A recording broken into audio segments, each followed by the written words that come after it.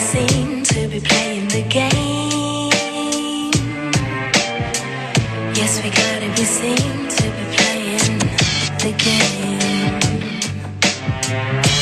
It ain't gonna hurt now if you open up your eyes. You're making it worse now every time you criticize.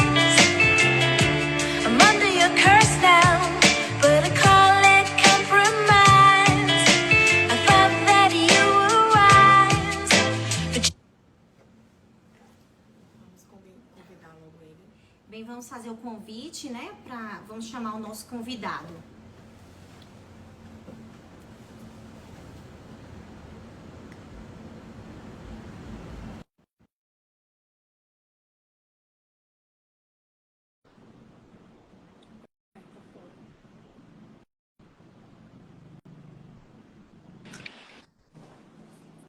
Boa noite, doutor Tiago. Olá, boa noite, meninas. Tudo bem? Boa noite, doutor Tiago. Tudo bom, Consegue nos ouvir bem? Estou ouvindo bem e estou enxergando bem também. A imagem está legal aqui para mim. Vou passar a palavra aqui para a Vanessa. Então, eu vou primeiramente apresentar o nosso convidado de hoje, doutor Tiago Vita. Ele é oftalmologista, fellowship em catarata, pós-graduado em cannabis medicinal e diretor médico do Hospital de Olhos de Ilhéus. O tema a ser abordado hoje é cannabis medicinal, realidade à espera de uma regulamentação.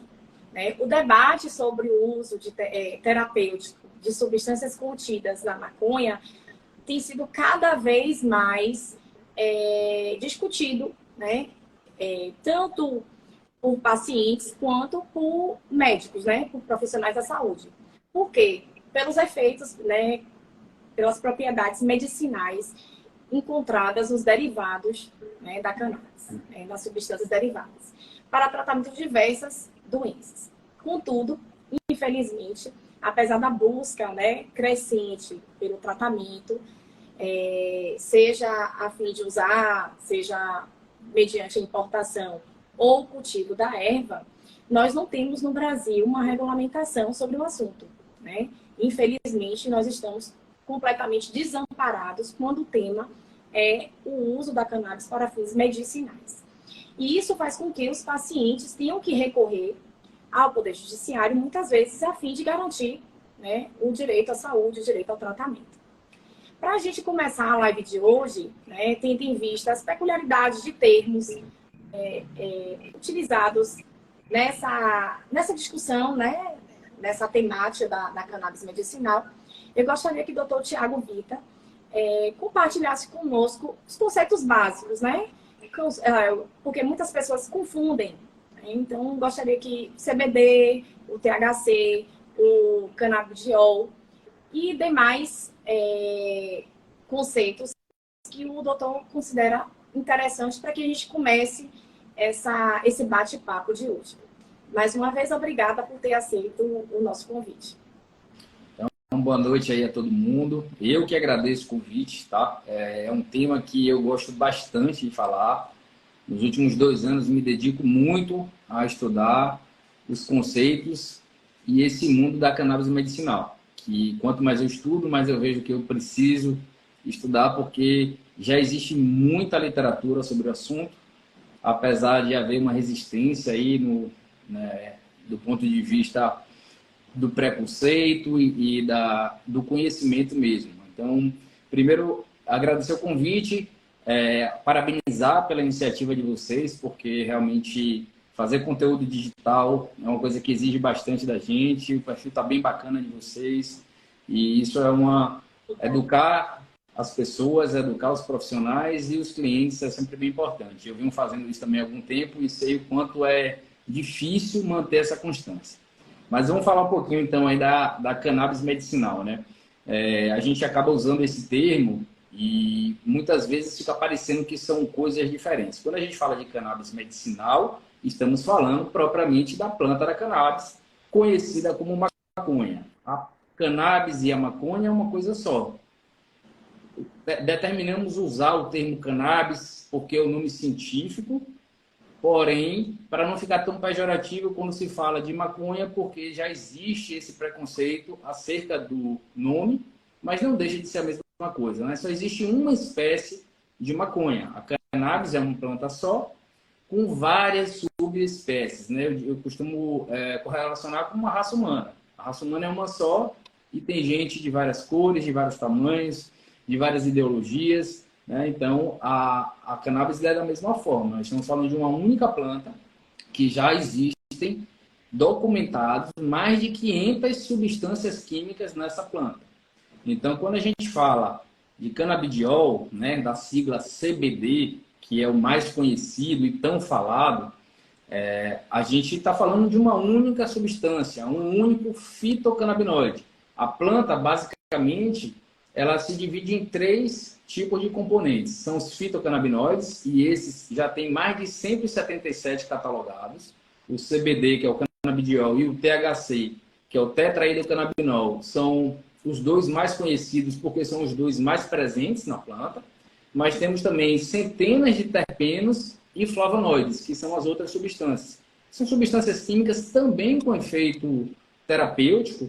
Os terpenos, por exemplo, são encontrados em várias plantas. São as substâncias que a gente encontra nos óleos essenciais, o óleo de lavanda, o óleo de limolene, de mirceno. São substâncias que a gente já conhece de outras plantas e que existe presente na cannabis também.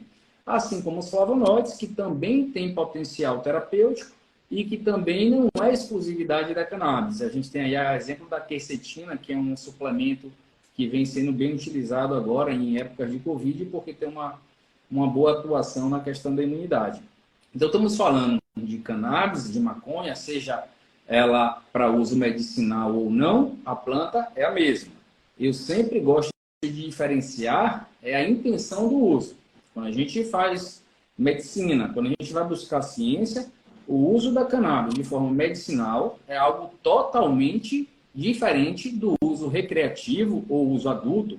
Se questiona muito esse nome, porque recreativo fica parecendo coisa de criança, mas não é bem assim. O uso adulto recreativo, como queiram chamar, é algo totalmente distinto, né? Quando a gente fala do uso medicinal, a gente quer as propriedades médicas de todas essas substâncias. A depender dos sintomas, a gente vai escolher uma combinação, uma concentração específica para aquela doença.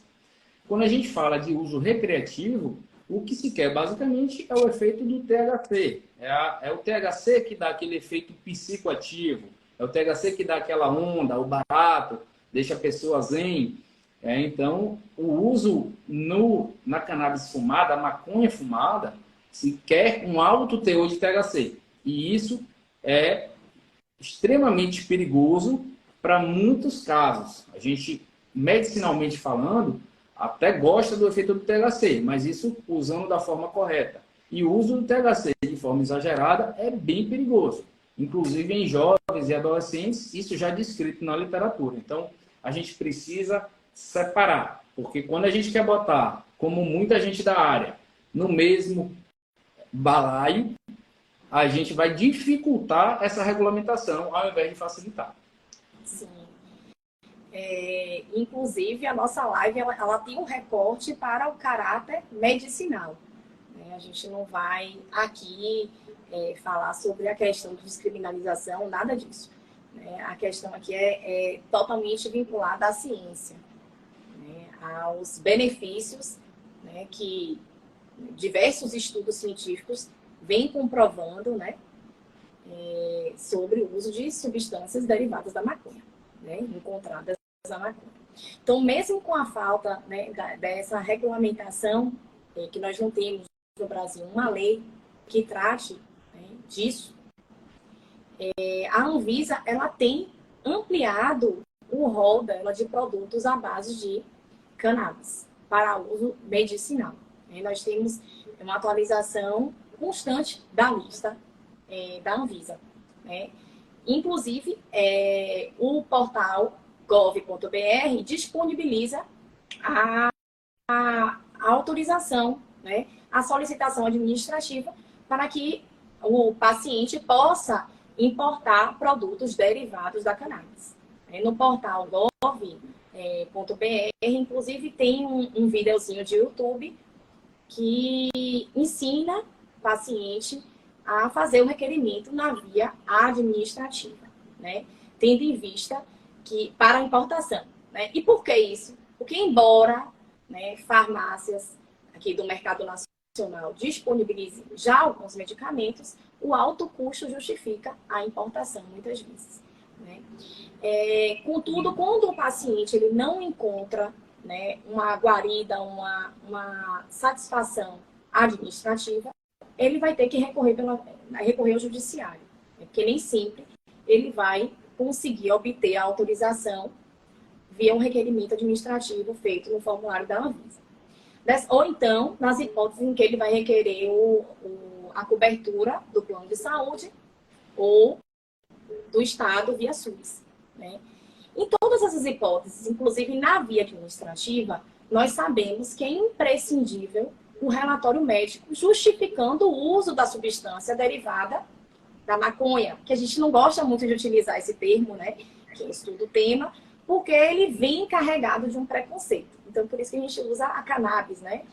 Geralmente, os estudos científicos terminam utilizando o termo cannabis sativa para não trazer consigo um preconceito. Então, tendo em vista essa necessidade de um relatório médico justificador, né, tanto para requerimento administrativo quanto para o pleito via judicial, eu gostaria que o doutor Tiago, né, enquanto médico prescritor, né, da cannabis e pós-graduado, né, no assunto, compartilhasse conosco como é feita essa consulta, a prescrição ela é diferente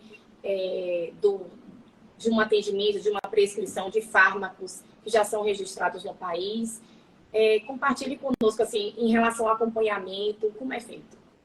Então, veja bem, aproveitando a sua fala aí em relação à Anvisa, hoje a gente está falando aqui e já temos 23 produtos liberados para a Anvisa. A gente tem que diferenciar porque, tecnicamente falando, medicação é uma coisa e produtos à base de cannabis é outra. Porque para virar medicação regulamentada pela Anvisa, depende de estudos feitos aqui no país e esses ensaios clínicos eles levam tempo para acontecer. Mas já temos hoje 23 produtos registrados na Anvisa para comercialização em farmácias nacionais. Então, qualquer farmácia convencional pode vender esses 23 produtos.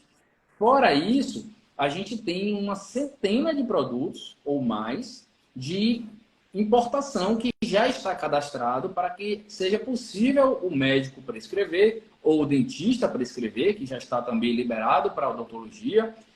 Parece que agora os fisioterapeutas também vão poder prescrever e em breve os médicos veterinários, porque tem já estudos mostrando que os pets se beneficiam muito da cannabis. Então, desses 23 produtos, precisam de prescrição médica. Não existe nenhuma especialidade médica que é exclusiva para a prescrição de cannabis. Eu fiz uma pós-graduação em cannabis medicinal, mas para ganhar conhecimento sobre o assunto e poder até me resguardar juridicamente, tendo em vista que o CFM tem uma normativa que foi recentemente derrubada, mas extremamente restritiva e algo totalmente anticientífico, né? Por incrível que pareça, o nosso conselho muitas vezes joga contra a gente querendo regulamentar demais. Então, assim, a consulta ela precisa ser feita com qualquer médico que tenha conhecimento para prescrever a cannabis. A gente tem que tomar um pouco de cuidado, porque como a cannabis medicinal é algo que está bem na moda e há, sim, inúmeros benefícios diante dessa medicação, há uma prescrição, de certa forma, exagerada e com falta de conhecimento. Muitas vezes o médico está aprendendo a prescrever a cannabis medicinal com um representante do laboratório que senta na frente dele para orientar para que serve aquilo. E isso é bastante temeroso, porque a cannabis tem suas indicações, não serve para tudo nem para todo mundo. Não estamos falando aqui de uma cura milagrosa. Estamos falando de uma medicação que é usada há mais de 10 mil anos.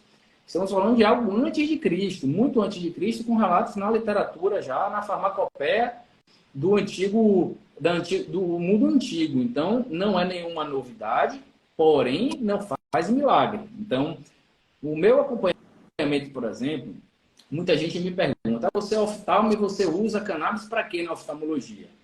Hoje, os pacientes que eu atendo que usam cannabis, a imensa maioria não são pacientes oftalmológicos. Eu faço um atendimento à parte disso. Isso é uma conduta minha, eu faço como se fosse uma subespecialização, tendo em vista que a maioria dos profissionais ainda não tem preparo para prescrever a medicação. Apesar de não haver proibição de que qualquer médico prescreva, os médicos eles não têm preparo e não se sentem seguros, porque não estudaram o assunto. Então, eu faço um atendimento à parte, faço uma consultoria.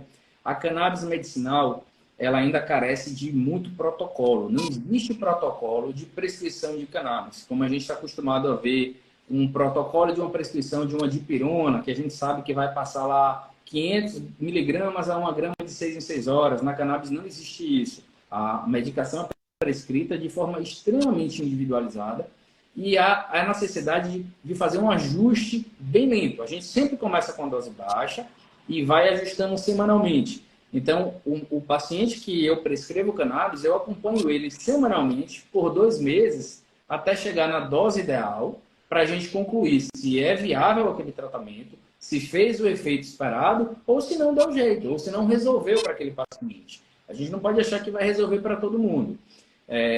Fazendo a seleção desses pacientes bem feita, a gente tem conseguido excelentes resultados. Né? É prometer o que a gente pode entregar. Tem muito paciente que senta aqui na consulta e está esperando que a gente ofereça um milagre, que eu vou pingar umas gotinhas debaixo da língua e aquilo vai se resolver num passe de mágica.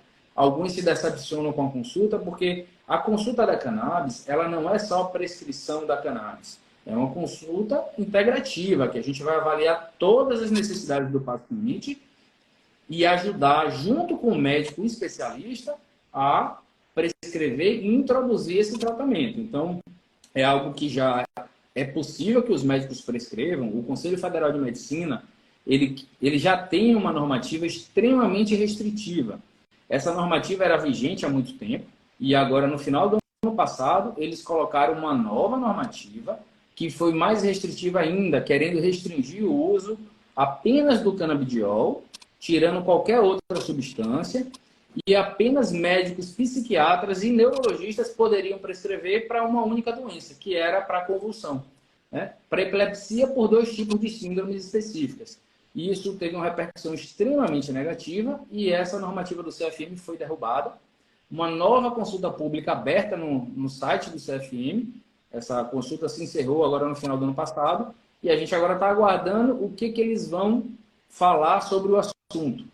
A conduta deles foi totalmente anticientífica. Eu estava olhando aqui antes de entrar na live uma pesquisa no PubMed e buscando o termo cannabis medicinal já existem mais de 12.500 publicações. Isso se a gente buscar só o termo cannabis medicinal, que a gente pode buscar por vários outros títulos.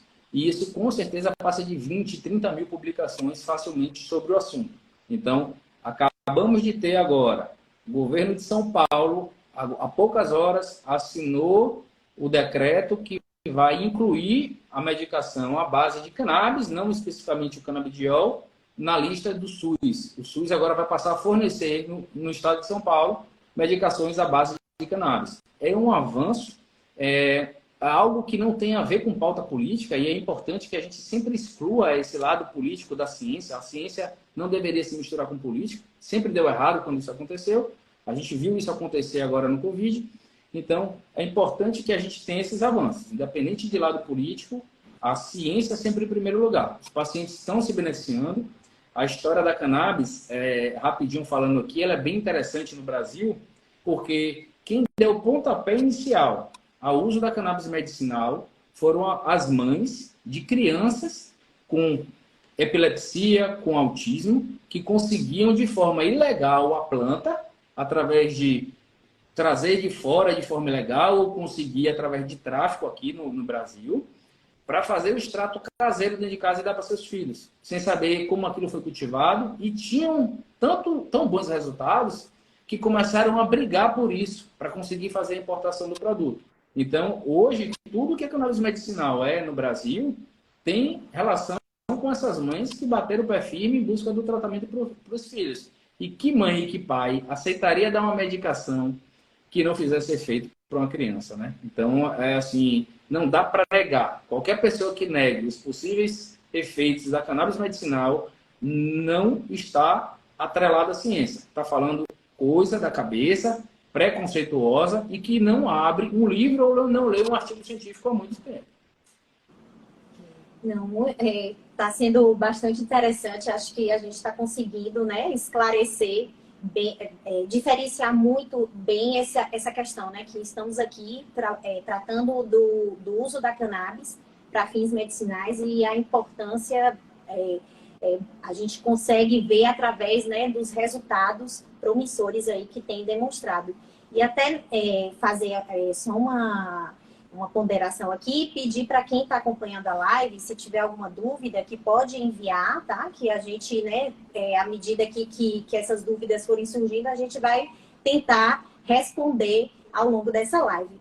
E justamente nesse sentido aí da questão dos bons resultados, né, que eu gostaria de pedir para o Dr. Tiago para que compartilhe conosco a sua experiência com o uso da cannabis medicinal e qual ou quais as substâncias, né, que você tem utilizado nas suas prescrições, para quais enfermidades, sintomas que você conseguiu verificar uma melhora no quadro do paciente. Inclusive, se for possível, trazer um caso em que foi utilizada essa substância derivada da cannabis e houve um resultado melhor do que um tratamento convencional. Uma das grandes dúvidas que eu recebo é essa história de onde conseguir, eu preciso de receita, onde que eu compro. É tudo, como a gente já falou, está bem legalizado, né? A gente não está fazendo nada ilegal, muito pelo contrário. Tem várias formas de conseguir, tem associações de pacientes, inclusive, que têm habeas corpus para plantar. Isso só se consegue através de habeas corpus, né? O plantio da planta aqui no Brasil ainda é proibido. Para se conseguir essa autorização é só judicialmente. E por que a cannabis tem um potencial tão interessante, né? Por que está tão na moda a gente falar de cannabis medicinal e a gente vê o tempo inteiro na mídia, nas mídias sociais, cannabis serve para isso, para aquilo, serve para tanta coisa. Fica parecendo que é uma panaceia ou algo milagroso. E não é. Tudo isso tem um sentido. A gente tem no nosso corpo o que a gente chama de sistema endocannabinoide. É algo que eu tenho 15 anos de formado, então eu entrei na faculdade há 21 anos atrás. Nenhum livro de medicina da minha faculdade sequer citava o sistema endocannabinoide, algo que já havia sido descoberto na década de 60 por um médico israelense, o maior pesquisador de cannabis medicinal, que é vivo até hoje, o maior conhecedor de cannabis medicinal no mundo, Dr. Rafael Mechoulam. Ele já descreveu o sistema endocannabinoide e nós temos esses receptores de cannabis no corpo inteiro. Um dos maiores locais de receptores de cannabis é no cérebro. A gente tem o receptor CB1. Os mais conhecidos são CB1 e CB2, apesar de existir vários outros. Os mais falados são esses. E o nosso cérebro é repleto de CB1. E o nosso sistema imunológico e as outras partes do nosso corpo têm bastante CB2. Então, por isso que a cannabis tem um potencial de ação em várias doenças, seja doenças neurológicas, psiquiátricas, doença de pele, obesidade, doença endocrinológica, doença oftalmológica. Então, não é algo milagroso, porque tem fisiopatologia envolvida nisso daí. Tem muito conhecimento científico já descrito sobre o sistema endocannabinoide e os receptores CB1 são os receptores mais presentes no nosso corpo humano. Então, é algo que a gente deveria dominar na faculdade. E a gente não tem isso sequer citado na grade curricular. Então, dentro do nosso corpo, nós produzimos endocannabinoides. A gente, no meio da cannabis medicinal, a gente fala que a gente produz a nossa maconha interna. Tem dois endocannabinoides muito conhecidos, que são a anandamida, que é conhecida como o hormônio da felicidade, e o 2-AG. E ele está circulando lá no nosso corpo, sendo demandado isso para várias funções. O sistema endocannabinoide ele faz o que a gente chama de homeostase no corpo humano. Ele equilibra nossas funções do corpo inteiro. Ele é extremamente importante. E modular esse sistema endocannabinoide é o papel dos canabinoides externos. Os fitocannabinoides, eles vêm para a gente como um possível modulador. Então, a gente pode dizer que o nosso sistema endocannabinoide ele tem uma certa promiscuidade, porque ele se liga facilmente a vários receptores e a vários canabinoides, sejam internos ou externos. Então, a possibilidade da cannabis ser tão efetiva tem a ver com todo esse sistema interligado. Já se fala hoje, já tem pesquisa científica publicada, que muitas doenças podem ser por uma deficiência do sistema endocannabinoide. Então, assim, talvez a gente chegue mais para frente, em algum futuro próximo, e consiga determinar qual é a deficiência de endocannabinoides que cada pessoa tem e o motivo que aquilo está causando certas doenças. Então, tem 4 doenças que são inegáveis hoje, que já tem literatura, que tem ensaio clínico randomizado, alto nível de evidência científica que funcionam, a ponto de já estar em farmácias, que a Anvisa já liberou, porque já não tem mais o que se questionar. Uma delas é a epilepsia, né? As convulsões aí, talvez a cannabis medicinal em breve seja a primeira escolha para tratamento de convulsões. E isso faz todo sentido, que a gente já tem até spray de fitocannabinoide de resgate. Quando o paciente está em crise convulsiva, a gente dá o spray no nariz e consegue tirar o paciente da crise convulsiva.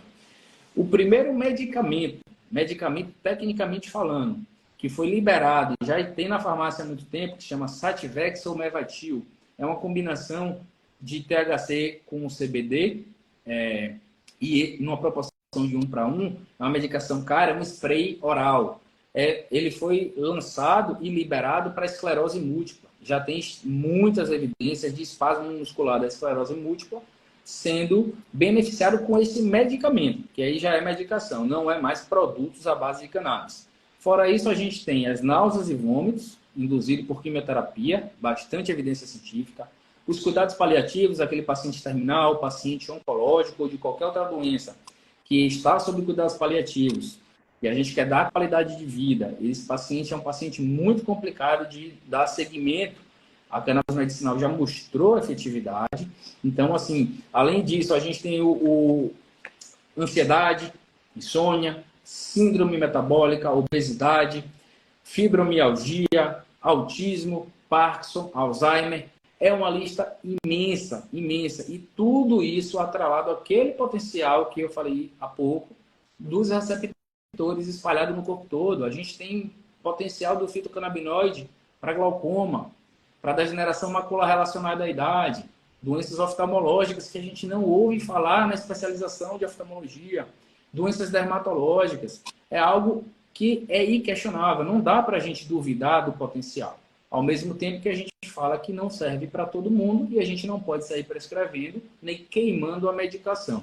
Eu diria que eu tenho vários casos aí, Adriana, para contar. Um dos primeiros casos que eu peguei é um caso bem interessante, porque se existe efeito placebo, né? A gente fala muito de efeito placebo na medicina, isso já foi comprovado, mas esse é um caso onde o efeito placebo a gente pode zerar ele, que não existiu nesse caso. Então, uma paciente, uma senhora, ela é avó de uma médica e ela tem um Alzheimer bastante avançado. Uma paciente que ela vinha tratando com várias medicações, uma extrema agitação, é uma paciente que não dormia, ela mal conseguia deitar, era extremamente agitada, só vivia gritando, agressiva, não comia e praticamente não andava mais. Essa colega entrou em contato comigo, porque me via falando em rede social, eu tenho uma certa proximidade com ela, é uma colega de especialidade, e ela falou: Thiago, eu queria tentar a cannabis, eu vejo você falando muito, você acha que ela é uma indicação para minha avó? Aí a gente fez uma consulta, colhi toda a história, ela falou, mas tem um detalhe, o neurologista dela diz que não serve para nada, que ele não prescreve porque ele não acredita na medicação. Eu falei, tá. Então vamos lá, porque sua avó, ela não está mais consciente, não lembra o nome de ninguém, ela não vai saber nem o que ela está usando.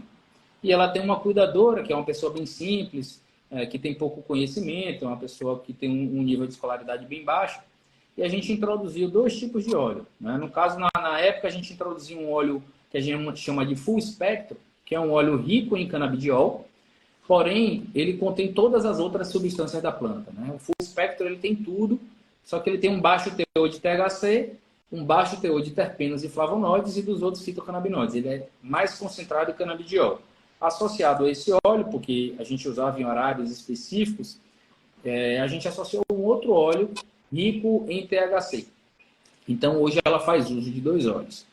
E eu falo quando não tem efeito placebo que uma paciente dessa, que não sabe nem o nome dela mais, nem o nome das filhas, ela não vai achar que ela vai ficar boa porque ela está usando um óleo de cannabis. A cuidadora que aplica a medicação nela, ela usa uma medicação sublingual, são as gotinhas debaixo da língua, ela também não sabe o que é o produto. Ela não sabe o que é.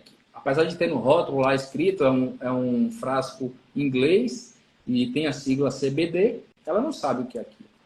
E essa paciente, a neta dela, um dia me mandou, a gente vinha conversando semanalmente, ela me mandando os relatos que estava melhorando, e ela me mandou um áudio da cuidadora, que fala até bastante errado, tem, assim, você vê que é uma pessoa bem simples. E ela falou que a paciente, que ela acha que ela estava dando a medicação errada, porque ela falou, agora que eu estou dando a medicação certa, e a medicação certa é a nova medicação. Ela dorme, ela brinca assim, consegue tirar os cochilos até de meia hora. Ela agora anda até sem um andador, ela pede para me ajudar nas tarefas de casa, e ela está super calma. A senhora precisa ver, ela manda o áudio, ela me encaminhou o áudio, chega a me arrepio quando eu falo, porque é algo que é isolado de efeito placebo, e essa colega falou, Thiago, eu estou na casa dela aqui agora, a gente tomou o maior susto, que ela estava sentada no sofá, ela simplesmente levantou e saiu andando para a cozinha. Aí eu perguntei, isso é bom ou ruim? Ela falou, eu também não sei, porque ela saiu andando, a gente preocupada dela cair no chão, a senhora idosa, se cair pode se machucar, mas ela esqueceu do andador e foi embora. Então, como é que a gente vai negar o benefício de uma medicação? A qualidade de vida dessa família, dessa paciente, e quem tem gente com Alzheimer avançado em casa, sabe o que eu estou falando. Como é que a gente vai negar isso? Ela, inclusive, me falou, a próxima consulta com o neurologista dela, eu conheço o neuro, é meu amigo de infância, eu vou com ele e vou falar que eu estou dando óleo de cannabis para ela e que ele tem que aprender a prescrever, porque não tem como negar o efeito. É uma paciente que já está usando óleo há quase um ano, ela não fica sem, hoje ela já compra 6 frascos, 10 frascos e fica desesperada quando está acabando. Tiago, minha de receita está acabando. Fora esse caso, a gente tem vários outros de insônia. Essa semana eu recebi um relato de uma paciente com insônia, uma paciente conhecida que veio aqui, dormia muito pouco, usando o Zolpidem, que é um remédio que está em abuso aí no mundo afora, cheio de efeito colateral. Ela falou, Thiago, desmamei e zerei o Zolpidem. Não uso mais Zolpidem, só uso óleo. Estou dormindo bem, até melhor do que eu dormia com o Zolpidem, e agora eu não preciso mais da medicação. Então, assim, são coisas inegáveis, a gente não tem como debater isso. Vai ter um paciente que não vai responder tão bem assim? Vai. Eu vou trazer aqui casos que funcionaram muito bem, outros que melhoram. Falou, melhorei. Tem um paciente com Parkinson que fala, eu melhorei bastante, eu melhorei 50% do que eu era. Mas a gente está conseguindo tirar a medicação convencional do paciente. Então, com medicação extremamente segura. É importante que a gente fale, porque quando a gente fala de cannabis e esse preconceito carregado aí nessa coisa da maconha, não existe nenhum relato na literatura mundial de overdose por maconha, nem fumada. Maconha recreativa nunca matou ninguém, nunca causou nenhum tipo de overdose. Então, não é a cannabis medicinal de uso controlado e científico que vai causar overdose em ninguém. Tem interação medicamentosa, tem contraindicações, tem alguns efeitos colaterais que não são desejados para alguns pacientes, mas a gente está falando de uma medicação segura até para criança. Então, a gente precisa aqui desmistificar. Exato. E foi interessante você ter compartilhado com a gente esse exemplo, né? Porque até a gente pesquisando sobre o uso da cannabis, um dos pontos que ficam querendo sustentar essa incerteza é justamente porque as pessoas estão tendo consciência que estão tomando, né? E aí você compartilhou com a gente justamente um exemplo que afasta essa justificativa, que é lógico que eivada de preconceitos. A gente precisa realmente se limpar disso e buscar a ciência.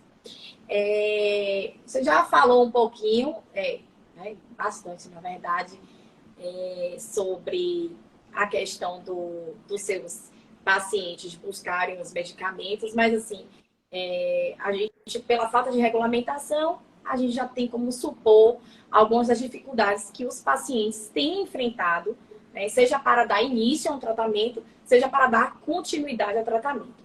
Né? Como é que, na sua experiência enquanto prescritor, né, de substâncias, né, de produtos derivados da cannabis, como é que seus pacientes têm conseguido obter esses medicamentos? Se a maioria das vezes eles estão conseguindo, né, porque no rol aí a maioria já está na lista da Anvisa, ou não, só está dentro daqueles que estão com autorização para importação, mas ainda não consta na lista. E, né, outra pergunta que em relação aqui à região sul da Bahia, se as farmácias de manipulação elas já têm autorização judicial, se você tem conhecimento enquanto médico, né, prescritor, se as farmácias de manipulação aqui da região ainda já têm autorização para a venda de produtos à base de cannabis. Começando aí pelo final, Vanessa, as farmácias de manipulação hoje no Brasil estão conseguindo, via judicial, a liberação da importação. Aqui na região não conheço nenhuma, até porque fazer o produto à base de cannabis exige alguns cuidados que há necessidade de um preparo do farmacêutico que vai manipular. Mas já existem muitas farmácias que conseguiram, cada vez mais conseguindo isso, porque se entende que se a Anvisa já libera o produto à base de cannabis, o que menos importa agora é a Anvisa liberar a flor, né? Porque o extrato da cannabis ela é feito a partir da flor da planta, né? A flor que tem os fitocannabinoides. Então, a gente já consegue importar a flor para uso medicinal, inclusive vaporizado. É possível prescrever, apesar de haver um embate aí jurídico, se está legalizado ou não isso, porque o que a Anvisa fala é uma coisa e o que o CFM fala é outra. Os médicos ainda estão assim, muito soltos, com um certo receio de prescrever, mas em teoria a Anvisa já libera que a flor entre no Brasil e a gente pode prescrever o uso vaporizado. Por que vaporizado? Vaporizado é diferente de fumado. O vaporizado, ele é através de um dispositivo, um aparelhinho que a gente consegue controlar a temperatura e escolher qual tipo de fitocannabinoide a gente vai liberar. De acordo com a temperatura, a gente vai conseguir mais o CBD, mais o THC ou os outros fitocannabinoides que já tem o CBC, o CBG, já tem o THCA, tem algumas outras substâncias que também já estão sendo estudadas. A gente tem hoje em torno de uns 10 fitocannabinoides que são alvos de pesquisa científica já. O paciente, o meu paciente especificamente, até pela dificuldade de encontrar nas farmácias tradicionais todos esses 23 produtos, porque a gente não chega na farmácia e tem todos disponíveis, né? O custo deles ainda é mais elevado do que o produto importado. Então, a minha imensa maioria da prescrição é de produto importado, já registrado na Anvisa, e os laboratórios que eu costumo prescrever, porque tem uma particularidade na prescrição da cannabis medicinal. Quando a gente prescreve ela para o paciente pegar autorização no site da Anvisa, como você falou, tem todo o tutorial lá explicando, o próprio importador que dá uma acessibilidade aqui através do WhatsApp, ele já pode fazer isso pelo paciente, ele facilita a vida do paciente. Sim, que, é tranquilo. Disponibilizou, nós fomos compartilhando, né? Porque é um tema que, como não tem regulamentação, tem muita decisão judicial tratando o assunto. Então a gente tentou assim contextualizar um pouco mais essa live, né? Passando algumas informações no decorrer da semana. E, inclusive, teve autorização recente também das pessoas jurídicas, né, de importar. Pois é. Aí, o caminho, assim, o que eu entendo como médico, né? Porque vocês vão falar do lado jurídico, vocês conhecem muito mais do que eu. Mas como médico, para mim o caminho mais fácil de conseguir, através do SUS ou mesmo do plano de saúde, tem muito paciente já conseguindo, é a gente comprovar que aquilo dá certo. Então, assim, quando eu vou fazer um relatório para que o paciente consiga isso via SUS ou via plano de saúde, eu tenho que ter um embasamento de que aquilo funcionou para ele. Então, apesar de, para alguns pacientes, ser inviável arcar com esse custo inicial, para mim é o caminho mais rápido. Você faz o uso, a gente vê o resultado, ele prescreve um produto importado, ou de farmácia, ou de associação, porque as associações que estão liberadas para plantar não são minha preferência, eu confesso, por uma série de motivos técnicos, mas o paciente começa a usar, usou um frasco, usou um mês, 2 meses ali, teve resultado, fica mais fácil para o médico embasar aquilo tecnicamente. A gente faz um laudo dizendo que houve um resultado daquele produto, naquela dose, e aí o paciente vai atrás, né, de uma assessoria jurídica, realmente para conseguir que o SUS ou o plano de saúde, né, possa, e até no futuro, como tem muita gente que já usa, conseguir habeas corpus para plantar em casa. Hoje no Brasil já tem algumas pessoas que têm plantio artesanal. Sim. Então é possível, sim. O caminho, para mim, esse é o caminho mais fácil, né, o mais prático, apesar de haver um custo inicial. Tem pacientes que a gente entende que não, tem muita assessoria jurídica, até gratuita para esses pacientes. Tem algumas empresas de importação que têm um lado social, que importam produtos, que fazem doação, inclusive. Algumas das empresas mais renomadas, inclusive, têm uma atuação nesse lado social para conseguir dar acesso a esses pacientes. Agora, são produtos que poderiam ser muito mais baratos. A partir do momento que a gente regulamentar isso, que acabar com essa limitação política, e seja do Conselho Federal, seja da Anvisa, a coisa vai baratear, porque não tem por que uma planta custar tão caro. Por mais que a tecnologia envolvida nisso tenha um custo, a partir do momento que a gente não precisa importar, não precisa de imposto para isso, que a gente pode plantar em solo brasileiro, vai ficar mais barato e mais acessível. Isso, na verdade, seria, como a gente sustenta, dar o acesso a quem também não tem condição, né? Porque quem tem condição financeira consegue. Mas quem não tem, acaba, infelizmente, é o mais afetado.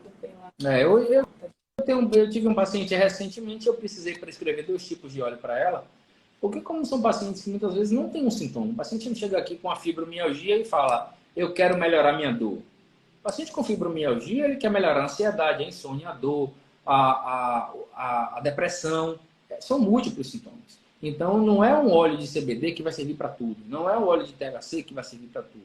Tem um paciente que vai usar antes do almoço, outro que vai usar depois. Tem um paciente que vai usar uma dose alta ou uma dose baixa, o THC à noite, o CBD de manhã, de tarde, de noite. Isso, então, assim, o custo... E essa paciente, ela falou, não tenho condição de arcar com esse custo. Não achei que fosse ser tão caro assim.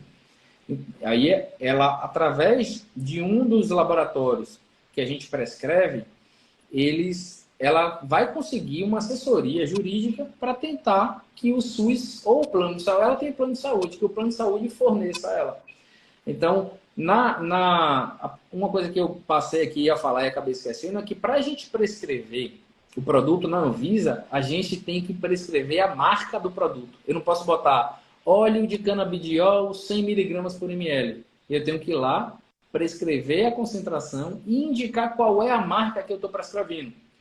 Isso não acontece na medicina em nenhum tipo de outro produto, né? A gente, inclusive, é orientado a prescrever o princípio ativo e não o nome comercial.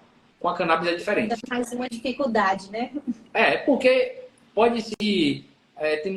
muita gente pode achar que isso a gente está tendo algum tipo de benefício. Está prescrevendo essa marca porque tem algum tipo de benefício. E, infelizmente, a gente tem que prescrever a marca. Porque seria muito melhor se a gente coloca a substância, o princípio ativo, e o paciente compra o que ele achar mais interessante para ele. A gente falou aqui muito, né, sobre essa falta de regulamentação, né, o prejuízo disso que a gente está sofrendo por conta dessa ausência de uma lei tratando desse assunto. E eu queria que você, doutor Tiago, quanto pós-graduado, né, em cannabis medicinal, prescritor, então, que entende do assunto, o que você acredita que pode ser um avanço aí, satisfatório na questão da regulamentação da cannabis medicinal? O que você, qual a sua confiança, qual a sua esperança aí nesse aspecto? A minha esperança vai começando a ganhar mais otimismo a partir do momento que a gente descobriu agora, a gente teve essa boa notícia.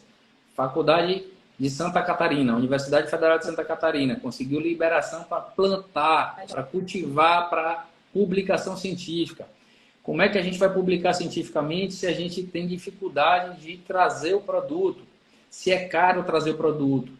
A gente só vai avançar nessa pauta, primeiro, quando a gente desvincular o lado político. Segundo, quando a gente tirar da cabeça que legalização de droga não tem nada a ver com cannabis medicinal. A gente tem que excluir isso. É o primeiro passo para a gente continuar essa discussão. Segundo, é que a gente precisa de publicação científica.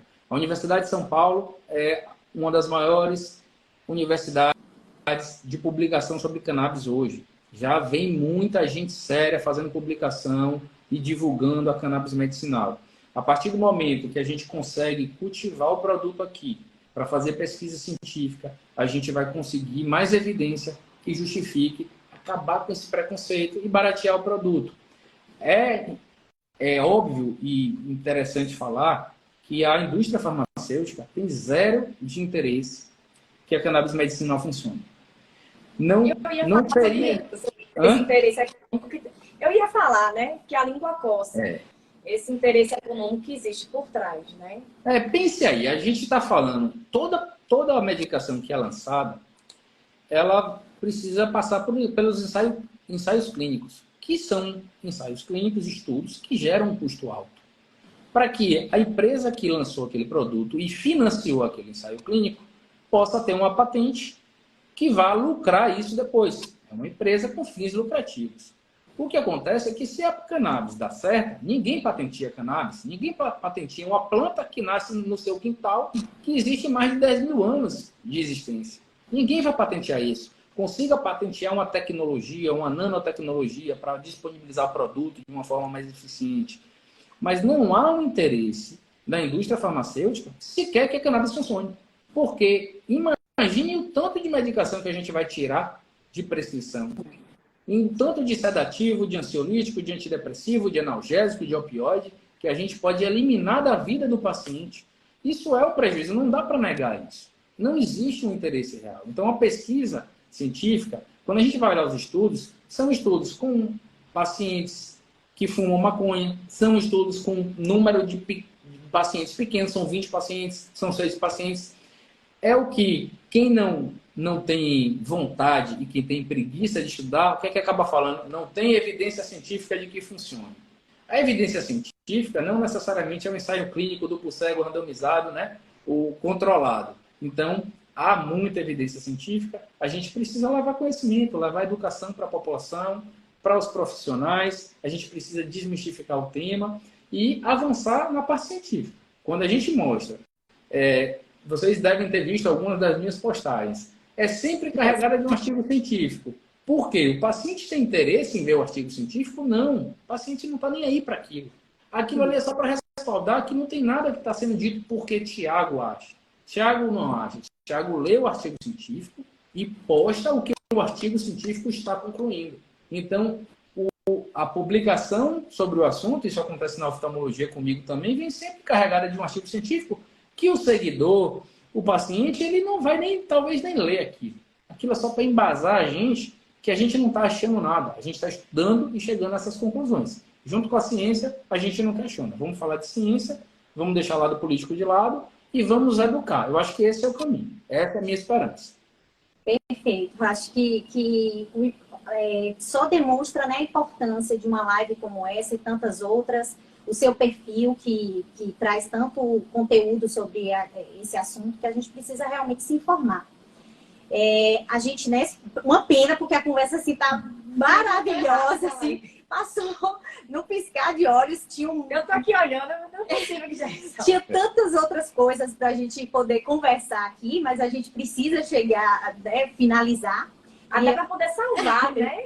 E aí eu queria até trazer um estudo que foi realizado em 2019 pelo Instituto de Pesquisa Data Senado, do Senado Federal, que aponta que 78% dos entrevistados são favoráveis ao uso medicinal da erva. A pesquisa também mostrou que 75% deles concordam com a fabricação de remédios à base de cannabis pela indústria farmacêutica brasileira. E 79% querem a distribuição gratuita pelo Sistema Único de Saúde, SUS, né? Então, a gente vê a sociedade, né, já buscando esse caminho aí. Então, assim, acho que já revela também uma esperança.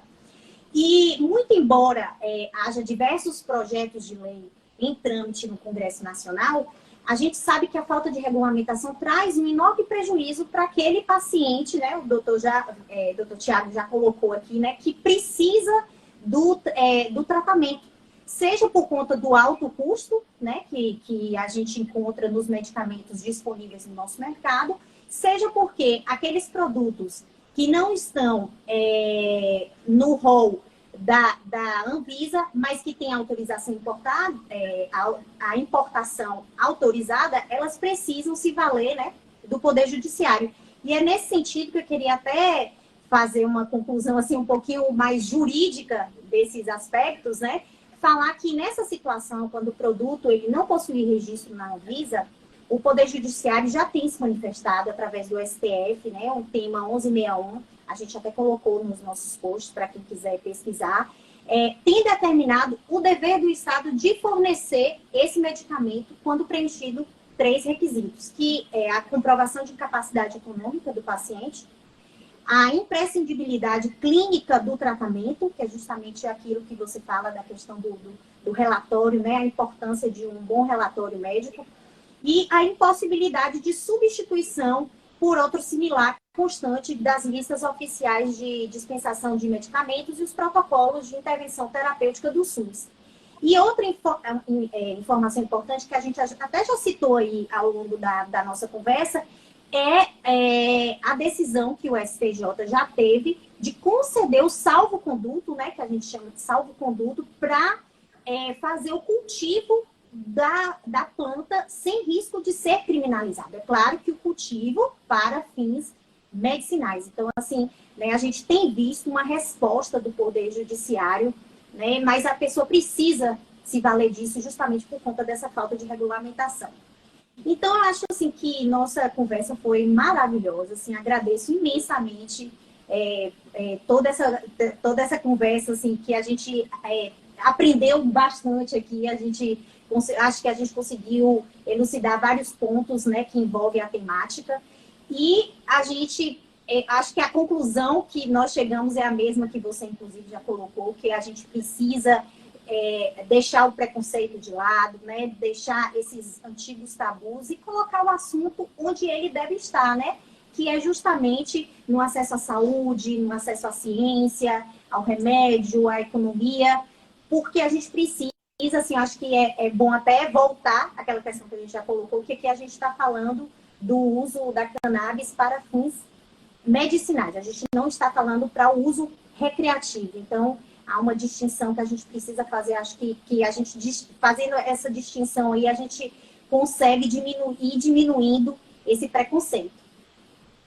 Então, eu vou finalizar a live de hoje. Agradecer, doutor Tiago, apesar de não ser jurista, ele muito conhecedor. No meio do caminho, óbvio, né, também. Pela sua prática enquanto prescritor da cannabis, você sabe quais são as vias que estão sendo utilizadas, né? A fim de que o seu paciente possa realmente dar início e continuidade ao tratamento. Agradeço mais uma vez por ter aceito o nosso convite.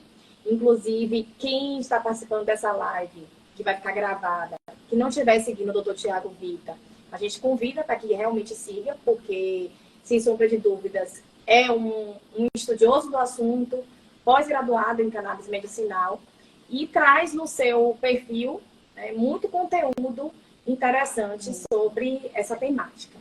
Quer dizer, agradeço o convite, agradeço o convite, parabenizo de novo pela iniciativa. Continuem, eu vou continuar aqui fazendo minhas postagens, porque a gente tem essa missão de educar. A cannabis, ela não é uma panaceia, ela tem indicação médica, como qualquer outro medicamento, pode funcionar ou não, e a gente precisa usar ela com seriedade. A partir do momento que a gente fala baseado em ciência, eu não tenho medo mais de falar que cannabis é maconha, e que maconha é cannabis, e também, ao contrário de alguns colegas, e eu até respeito, apesar de não concordar, não considero